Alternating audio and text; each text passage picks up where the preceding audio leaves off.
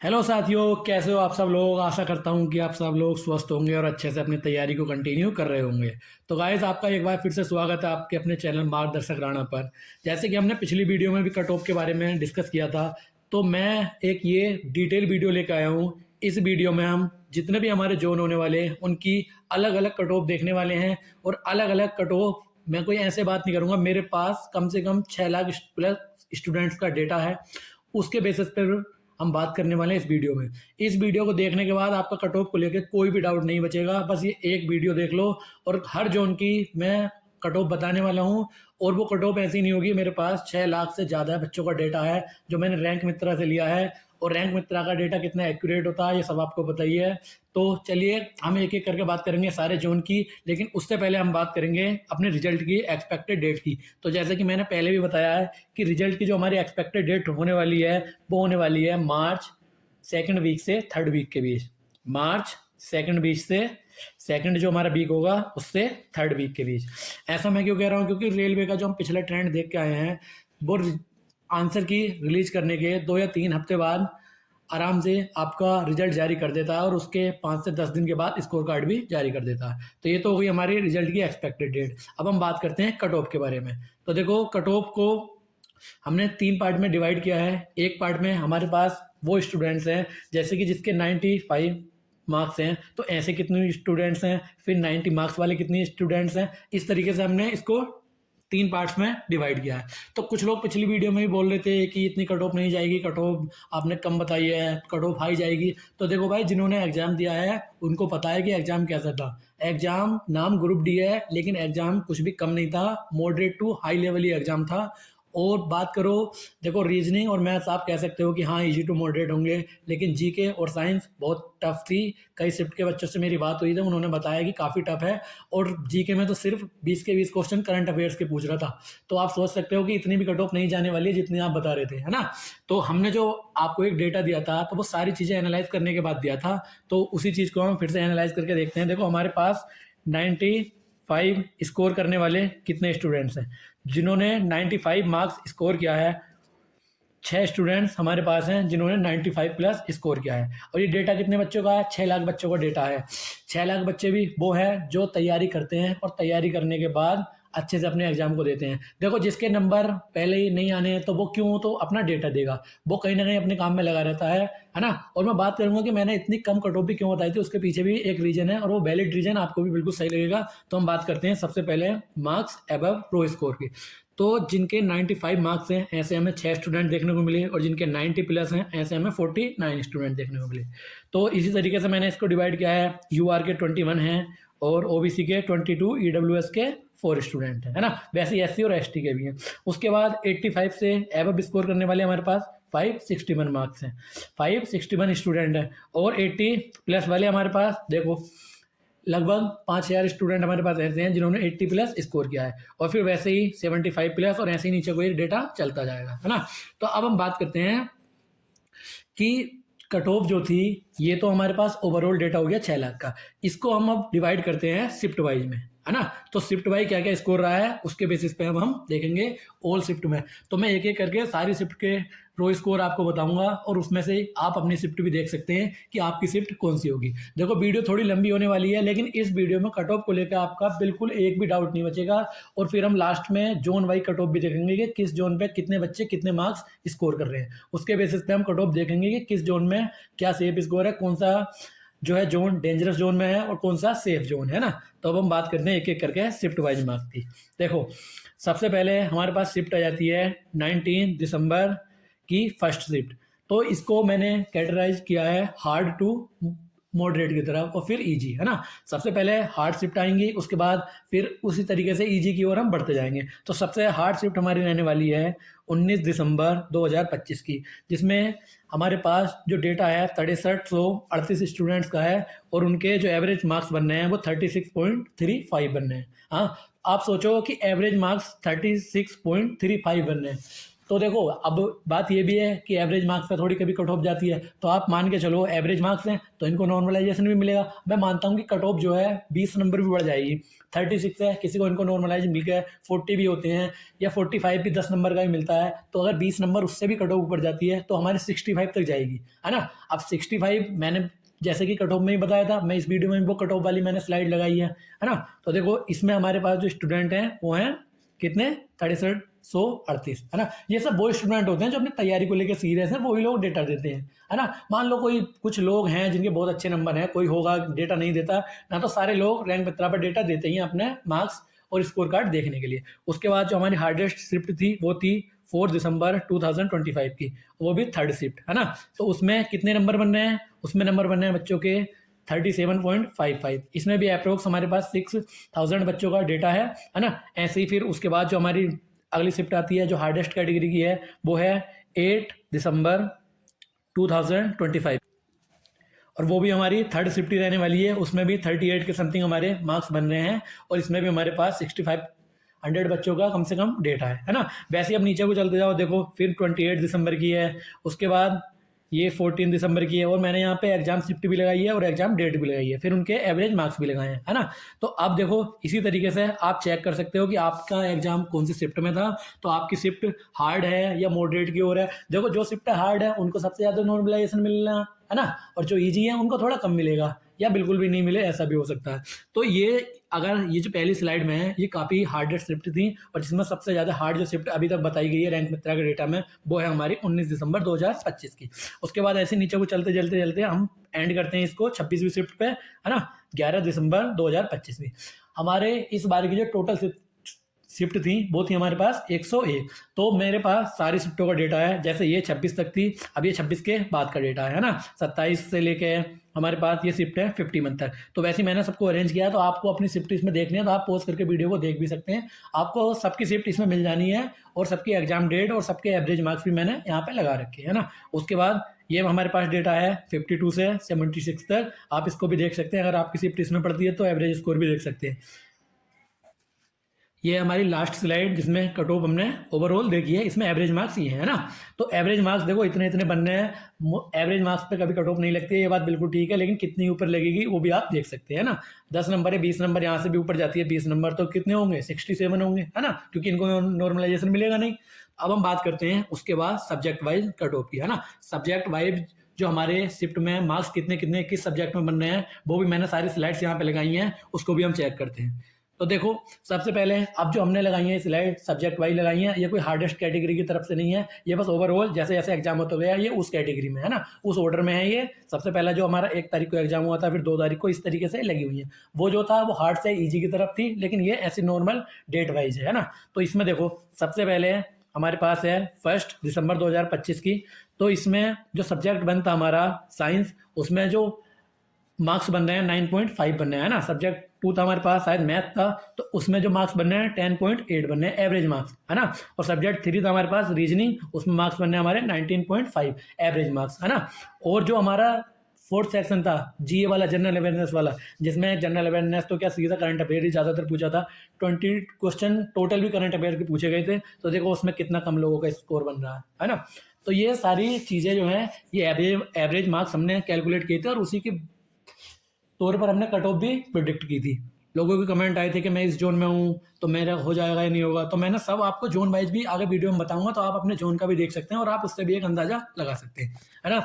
ऐसी है। उसके बाद हमारे पास ये तो थी हमारी कौन सी शिफ्ट, दोपहर वाली, है ना। उसके बाद हमारे पास ये शाम वाली, फिर हमारे पास ये सुबह वाली, इस तरीके से चलते चलते आगे को हमारे पास सारी शिफ्ट हैं ये। तो सारी शिफ्ट को आप देख सकते हैं पोज करके वीडियो को। उसके बाद आगे बढ़ते हैं हम इस स्लाइड में, ये भी सारी शिफ्ट है। तो 101 जितनी भी शिफ्ट हुई हैं सबका हमारे पास डेटा है, तो आप पोज करके वीडियो को देख सकते हैं, या फिर मैं ये वाली जो पूरी PDF होने वाली है ये मैं पूरी PDF अपने टेलीग्राम चैनल पर भी डाल दूंगा, तो हो सकता है मैं वीडियो खत्म होते ही डाल दूँ, तो आप वहाँ भी चेक कर सकते हैं ना। ये हमारे पास टोटल 101 शिफ्ट जिसमें हमने सब्जेक्ट वाइज एवरेज मार्क्स निकाले हैं। उसके बाद अब हम बात करते हैं जोन वाइज एवरेज मार्क्स की, है ना। तो यहाँ से हमारी वीडियो का बहुत क्रूशियल पार्ट स्टार्ट होने वाला है। तो जो भी जिस जोन से बिलोंग करता है वो अपने यहाँ से एवरेज मार्क्स देख सकता है कि कितने मार्क्स कितने स्टूडेंट ला रहे हैं, है ना। तो सबसे पहले हमारे पास जोन आता है अहमदाबाद।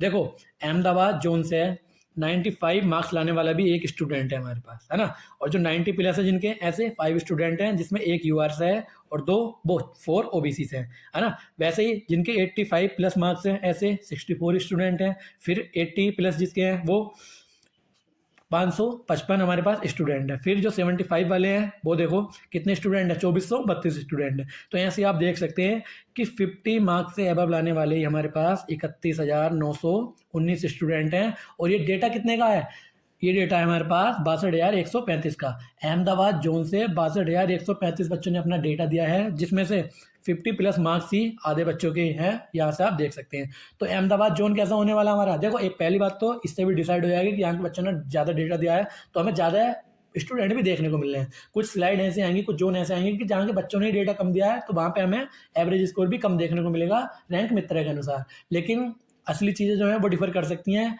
कि कुछ जोन से स्टूडेंट एग्जाम तो काफ़ी देते हैं लेकिन वो सब लोग डेटा शेयर नहीं करते हैं ना। तो आप देख सकते हैं कि आप अगर इस जोन में कितने कितने एवरेज मार्क्स आपके बन रहे हैं या रो स्कोर कितना बन रहा है, उसके बेसिस पे आप कहाँ पे स्टैंड करते हैं, है ना। तो आप देख सकते हैं कितनी वैकेंसी थी, उस हिसाब से पीटी एग्जाम के लिए देखो ज़्यादा ही बच्चे बुलाते हैं। वो पिछली बार भी ज़्यादा ही बच्चे बुलाए थे, तो ज़्यादा बच्चे बुलाने ही पड़ते हैं ना, सबसे पीटी भी नहीं हो पाता। अब मेरी बात सुनो, इसमें भी एक कैच है। अब ये जिनके 95 मार्क्स आ रहे हैं, तो तुमको क्या लगता है कि जो 95 मार्क्स बच्चा नंबर लाएगा तो वो क्या ग्रुप डी की नौकरी करेगा? सोचो आप इस बात को, बिल्कुल कोई भी बंदा है वो सोच सकता है कि जिसके 95 या 90 प्लस स्टूडेंट हैं तो वो क्या ग्रुप डी के लिए बैठा रहेगा? वो कभी भी ग्रुप डी की सिलेक्शन नहीं लेगा। वो अपना कहीं ना कहीं एनटीपीसी में या किसी और जॉब में सिलेक्ट हो गया होगा। वो इतना टैलेंटेड है, यहाँ पे 95 स्कोर कर सकता है। ग्रुप डी का भी कोई आसान पेपर नहीं होता है। तो आप सोचो कि वो ग्रुप डी की जॉब क्यों ही करेगा, है ना। तो जो ये ऊपर के हैं जिनके ज़्यादा ज़्यादा मार्क्स हैं वो आपको ग्रुप डी में इतने देखने को नहीं मिलेंगे, तो आप इतनी ज़्यादा उनकी फिक्र ना करें। और जो जितने नीचे के लोग हैं वो भी कहीं ना कहीं बीच में कहीं और भी एग्जाम वो देते रहते हैं, तो उसमें उनका सिलेक्शन होता रहता है, तो वो भी रेस से हटते रहते हैं ग्रुप डी की, है ना। तो वैसे ही अब हम बात करते हैं अगले जोन की तरह। अगला जोन हमारा रहने वाला है प्रयागराज। देखो प्रयागराज जोन से भी हमारे पास इस तरीके का डेटा है। इसमें भी 95 स्कोर करने वाला हमारे पास एक भी स्टूडेंट नहीं है। और जो 90 जिसने स्कोर किया है वो स्टूडेंट हमारे पास 3 है ना, जिसमें 2 यूआर हैं और एक ईडब्ल्यूएस है। उसके बाद 85 स्कोर करने वाला, 85 से स्कोर करने वाले हमारे पास 32 स्टूडेंट हैं और 80 प्लस स्कोर करने वाले हैं 359 स्टूडेंट हैं। वैसे ही सोन नीचे को चलते जाएगा ना। हम बात करते हैं टोटल हमारे पास डेटा कितने बच्चों का, तो ये 40,000 बच्चों का समथिंग हमारे पास डेटा है प्रयागराज से। उसके बाद तुम देखोगे आपको जो भी इसमें लगता है ऊपर वाले जोन के हैं, देखो वो तो हर जोन के लिए वैलिड है। जो स्टूडेंट इतने टैलेंटेड हैं वो ग्रुप डी की जॉब नहीं करेंगे, वो अपना एनटीपीसी वगैरह कहीं ना कहीं अपना, या तो वो सिलेक्ट हो गए होंगे या फिर वो सिलेक्ट हो जाएंगे, है ना। वो ग्रुप डी के लिए तो तैयारी कर नहीं रहे थे। तो वैसे ही अब जो नीचे वाले बच्चे हैं ये या तो तैयारी छोड़ देते हैं या फिर अपना कहीं ना कहीं और किसी जॉब में सिलेक्ट हो जाते हैं या और कहीं जॉब में लग जाते हैं, है ना। वैसे ही अब हम आगे बात करेंगे अगले जोन की। अब हमारा अगला जोन है गुवाहाटी, है ना। तो गुवाहाटी में देखते हैं हम 95 स्कोर करने वाला हमारे पास एक बच्चा है। वैसे ही 90 स्कोर करने वाले 3 स्टूडेंट्स हैं हमारे पास, है ना। और तीनों ओबीसी से हैं। ऐसे ही नीचे को 85 स्कोर करने वाले 42 स्टूडेंट हैं। वैसे ये डेटा नीचे को चलता जा रहा है और आप इसमें देख सकते हैं कि आप इसमें कितने आपके एवरेज मार्क्स बन रहे हैं। फिर उस हिसाब से ये जो आप कहाँ पे स्टैंड करते हैं, जैसे 50 प्लस जो हमारे पास स्टूडेंट है, इसमें 30,000 तो हमारे पास 50 प्लस ही स्टूडेंट हैं। और हमारे पास ओवरऑल डेटा कितने बच्चों का है, 72,586, है ना। तो अप्रोक्स 72,000 बच्चों का हमारे पास डेटा है, जिसमें से 50 से प्लस स्कोर करने वाले हमारे पास 30,130 बच्चे हैं, है ना। तो ऐसे ही आप देख सकते हैं कि आपके कितने रो मार्क्स हैं एवरेज, और इन एवरेज मार्क्स आप कैलकुलेट कर सकते हैं। अब बात करते हैं अगले जोन की। अब हमारा अगला जोन होने वाला है गोरखपुर। तो गोरखपुर जोन में देखो हमारे पास डेटा 19,164 या अप्रोक्स 20,000 बच्चों का डेटा है, जिसमें 50 प्लस स्कोर करने वाले ही हमारे पास 8,500 के समथिंग बच्चे हैं। तो आप सोच सकते हो, देखो जिसमें जितने ज़्यादा बच्चे हैं तो वो जोन खुद ही डेंजर जोन हो जाता है ना। जब वो बच्चे ज़्यादा स्कोर कर रहे हैं तो वो डेंजर जोन कौन सा बनता है, जिसमें ज़्यादा बच्चे स्कोर करेंगे वो खुद ही डेंजरस हो जाता है। और जो इसमें कम स्कोर करते हैं वो खुद ही सेफ जोन हो जाता है। तो ऐसा कोई पहले से डिसाइड नहीं है कि यहाँ पर ऑनलाइन कराएंगे तो ये सेफ जोन है। जहाँ के बच्चे कम स्कोर कर रहे हैं वो सेफ जोन है, और जहाँ के बच्चे ज़्यादा स्कोर कर रहे हैं वो डेंजर जोन है ना। ऐसी गोरखपुर। उसके बाद हमारे पास अगला जोन है चेन्नई। तो चेन्नई में भी एक एक करके आप अपना डेटा देख सकते हैं कि इसमें जो 95 वाला एक भी स्टूडेंट नहीं है। और डेटा कितने बच्चों का हमारे पास 66 है ना, 1000 हम अप्रोक्स मान सकते हैं, इतने बच्चों का हमारे पास डेटा है। तो एक एक करके आप सारे देख सकते हैं कि आपके जोन में कितने बच्चे कितना स्कोर कर रहे हैं। मैंने सबको अरेंज किया है, कैटेगरी वाइज भी, टोटल स्टूडेंट भी अरेंज किए हैं और मार्क्स भी अरेंज किए हैं। उसके बाद अब हमारे पास डेटा आया जम्मू एंड श्रीनगर का। तो इसमें देखो हमारे पास, इसमें आप देखोगे कि 95 वाला भी एक भी नहीं है, 90 वाला भी नहीं है ना, ये यहाँ पे भी कोई नहीं है, 85 तक भी कोई नहीं है। अब ऐसा क्यों हुआ? देखो पहले तो जम्मू और श्रीनगर से बच्चे ऑनलाइन ही बहुत कम करते हैं, और उसके बाद हमारे पास देखो डेटा भी कितने कम बच्चों का है।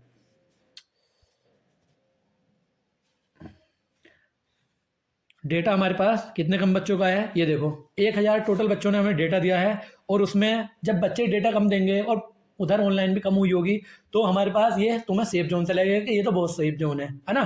तो ये तो कट ऑफ या रिजल्ट के आने के बाद ही पता लगता है कि कौन सा सेफ जोन था। ये बस एक कयास होते हैं या हमारे पास हाइपोथेटिकल सिनेरियो होते हैं। उसके बाद हम बात करते हैं अगले जोन के बारे में। अगला जोन है हमारे पास बिलासपुर। अब देखो ये बिलासपुर जोन आने के बाद यहाँ पे 95 से स्कोर करने वाले एक भी बच्चा नहीं है, 90 स्कोर करने वाले भी एक भी बच्चा नहीं है, और हमारे पास अप्रोक्स 30,000 मान सकते हैं ऑन एवरेज कि इतने बच्चों का डेटा है। तो आप इसमें भी देख सकते हैं कि आपके मार्क्स कितने बन रहे हैं और आप कितने स्टूडेंट्स से ऊपर हैं या कितने स्टूडेंट्स आपसे ऊपर है ना। ऐसे ही अब बात करते हैं अगले जोन के बारे में।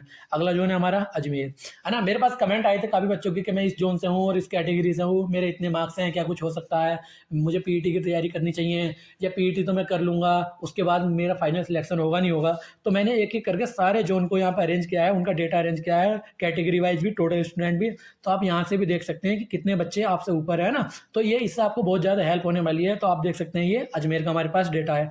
उसके बाद हम बात करते हैं अगले जोन की। अगला जोन है हमारे पास चंडीगढ़।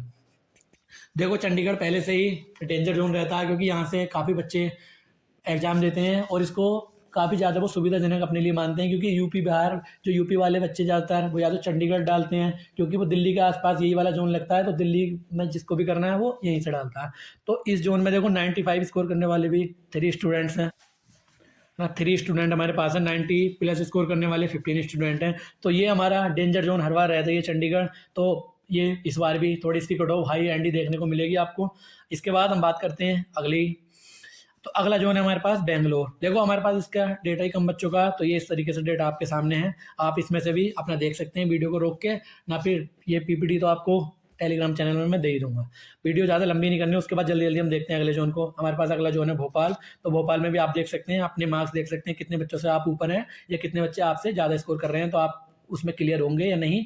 बाद में मैं लास्ट में फाइनल कट ऑफ भी बताऊंगा, जो मैंने पिछली वीडियो में बताई थी, और ये उसी का ही कंटिन्यूएशन में वीडियो है, तो आप देख सकते हैं। उसके बाद अगला जोन है हमारे पास भुवनेश्वर। तो भुवनेश्वर से भी मैंने सारा डेटा अरेंज किया है कैटेगरी वाइज भी, आप यहाँ से भी पॉज करके वीडियो को देख सकते हैं।